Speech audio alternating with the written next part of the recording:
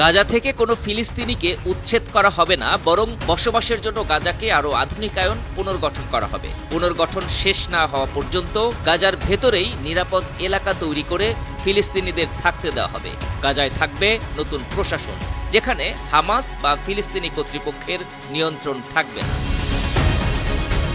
ফিলিস্তিনের গাজা পুনর্গঠনে এমনই নতুন পরিকল্পনা করেছে মধ্যপ্রাচ্যের দেশ মিশর। দেশটির রাষ্ট্রনিয়ন্ত্রিত সংবাদ মাধ্যম আল আহরামের প্রতিবেদন এই পরিকল্পনার কিছু অংশ প্রকাশ করেছে।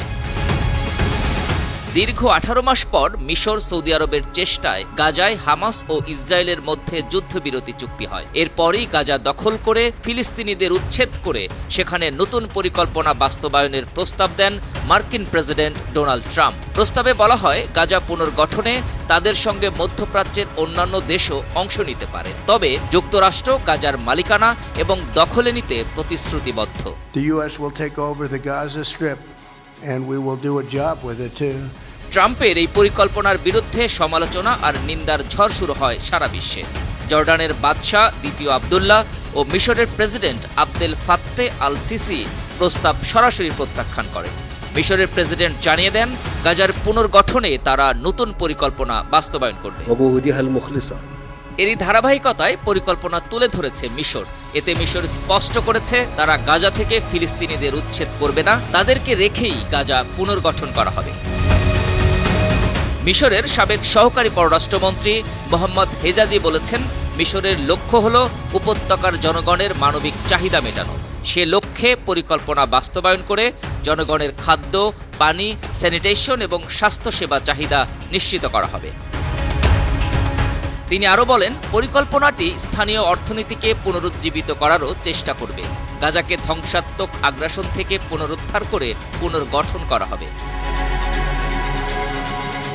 আল আরাবিয়া টিভির খবরে বলা হয়, প্রথম 6 মাসের মধ্যে গাজা উপত্যকার ভেতরেই নিরাপদ এলাকা গড়ে তোলা হবে। পাশাপাশি 18 মাসের মধ্যে নিরাপদ আবাসন ইউনিট তৈরি করা হবে। প্রথম 6 মাসের মধ্যে গাজার সব ধ্বংসাবশেষ অপসারণ প্রকল্পে 24টি বহুজাতিক কোম্পানিকে সম্পৃক্ত করা হবে। রিপোর্টে বলা হয়, আসছে সপ্তাহের মধ্যে মিশর তার ব্যাপক পুনর্গঠন পরিকল্পনা চূড়ান্ত করবে। শুধু তাই নয়, 27 ফেব্রুয়ারি কায়রোতে জরুরি আরব শীর্ষ সম্মেলনের পর প্রথম ধাপ শুরু করার প্রস্তাব দিয়েছে মিশর। প্রস্তাবে বলা হয়, একটি মিশরীয় আরব কমিটি গাজা পুনর্গঠনে তদারকি করবে।